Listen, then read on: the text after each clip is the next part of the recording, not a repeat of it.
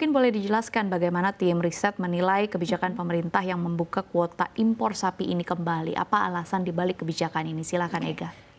Untuk kembali diimpornya sapi ini sebetulnya kan yang diimpor ini adalah sapi bakalan ya Kak.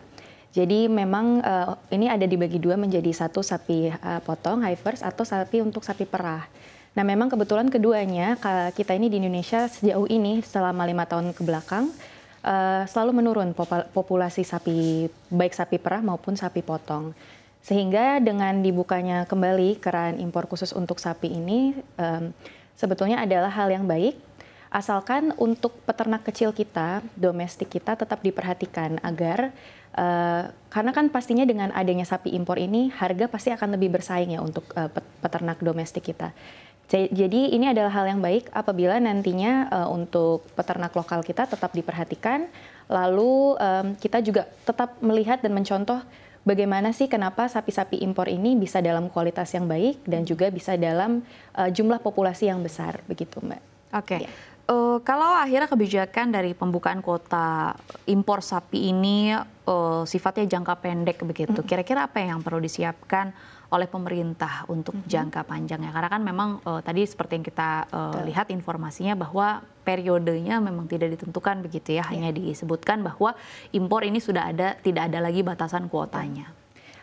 Jadi untuk jangka panjang mungkin kembali saya ini, kenapa kita banyak mengimpor itu juga kan kualitas sapi dari luar ini cenderung lebih bagus Mbak, lebih sehat, lalu juga untuk kualitas daging maupun susunya itu merata, jadi tidak, ya intinya stabil untuk kondisinya. Sehingga untuk jangka panjang mungkin kita bisa mempelajari teknologi dari negara asal sapi-sapi ini. Apa sih yang dilakukan sehingga sapi-sapi ini bisa dalam kondisi sehat, lalu juga kualitasnya baik. Lalu juga mungkin kita bisa mempelajari sistem reproduksi yang dikembangkan oleh negara tersebut, seperti inseminasi buatannya itu seperti apa. Kita sebenarnya sudah pernah mencoba juga di Indonesia.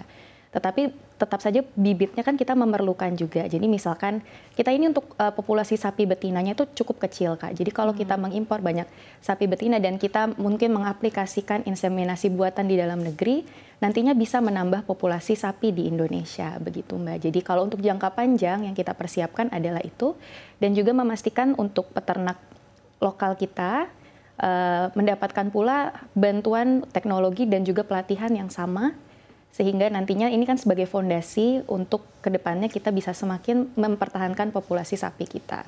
Oke, lalu tadi meskipun memang sudah disebutkan begitu ya alasan dibalik penerapan kebijakan dibukanya kuota sapi impor ini, tapi sebenarnya apakah ada kaitannya juga dengan stok begitu? Apakah memang ada momentum-momentum tersendiri belakangan ini yang membuat permintaan daging sapi di dalam negeri ini sedang meningkat, atau memang sebenarnya pada saat ini kondisi stok memang fluktuatif begitu Ega?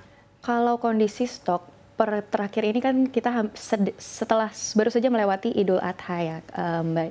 Dan sebetulnya untuk populasi kita sempat surplus kemarin itu yang tercatat. Tetapi memang diproyeksikan bahkan oleh FAO juga memproyeksikan kalau untuk per kapita konsumsi sapi kita ini cukup tinggi, sehingga dengan jumlah yang sekarang populasinya itu kurang. Jadi ini lebih untuk ketahanan sebetulnya untuk jangka panjang juga, begitu Mbak. Oke, kalau selama ini bagaimana akhirnya tim riset menilai begitu kebijakan pembatasan kuota sapi impor terhadap ekosistem peternakan lokal? Kalau sejauh ini itu sebetulnya memang hal yang baik juga, karena agar penyerapan dari peternak lokal kita ini maksimal. Tetapi kembali lagi ke populasinya juga tetap kurang, dan untuk kita mengembangbiakan sapi-sapi ini, lalu juga untuk kualitas dan kualitas yang cukup sama baiknya dengan impor, ya mau tidak mau kita juga tetap harus ada mungkin perkawinan dengan sapi lokal kita dengan juga sapi impornya, begitu Mbak, kurang lebihnya. Oke.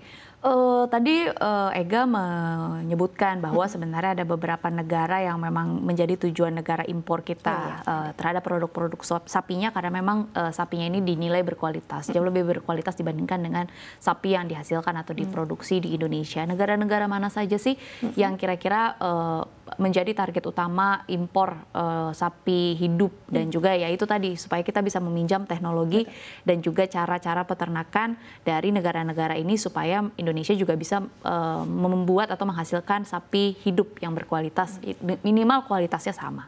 Kalau memang yang sudah banyak diketahui kalau ini adalah sumber nih sapi-sapi yang baik itu Brazil dan Australia, Mbak. Cuma kalau kita perhatikan secara geografis Brazil itu jauh dibanding dengan Australia, sehingga secara logistik kalau kita pikirkan dan hitung-hitung lagi biayanya lebih baik jika kita mengambil dari Australia. Australia itu memang cukup besar untuk peternakan sapinya, untuk dairy-nya. Terutama seperti di Queensland.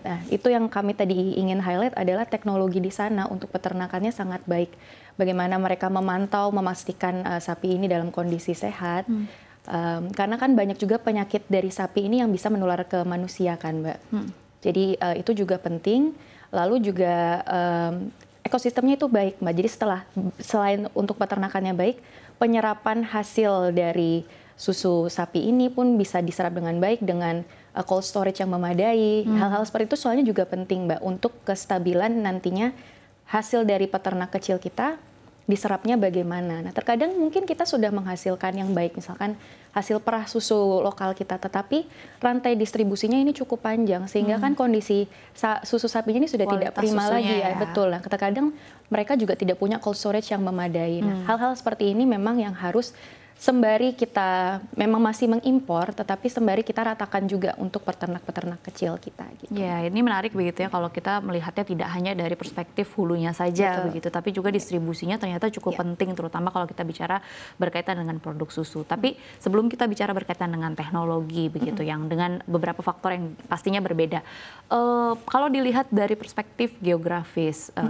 Tadi Anda menyebutkan memang kalau dari segi logistik, dari segi jarak Australia memang lebih unggul dibandingkan dengan Brazil. Tapi apakah memang kalau dari segi geografis dan juga faktor-faktor pendukung berkaitan dengan mungkin lokasi, kemudian musim, apakah memang Indonesia punya potensi untuk mengembangkan kualitas sapi yang sama dengan Australia? Kalau atau apabila memang kita bisa menerapkan teknologi yang sama, atau sebenarnya memang Indonesia ini kalau secara geografis punya kekurangan tersendiri untuk mengembangkan sapi begitu. Kalau secara geografis kami rasa tidak.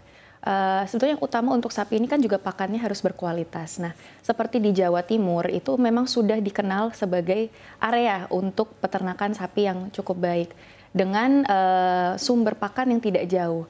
Nah, untuk itu berarti kita sebetulnya punya potensi untuk mengembangkan kembali dan juga memperkuat peternakan kita sendiri. Nah, itu mungkin nantinya juga yang sapi-sapi impor itu bisa kita juga letakkannya juga di situ, karena untuk yang penting yang utama adalah pakannya ini, Kak. Karena jagung ataupun untuk jagung pipilnya apakah cukup bagus atau tidaknya sangat berpengaruh kepada kualitas sapinya begitu. Jadi kita bisa ada potensinya juga ada. Secara geografis tidak masalah menurut kami. Secara cuaca musim juga tidak ada pengaruhnya juga begitu. Oke, baik. Ini menarik begitu ya kalau kita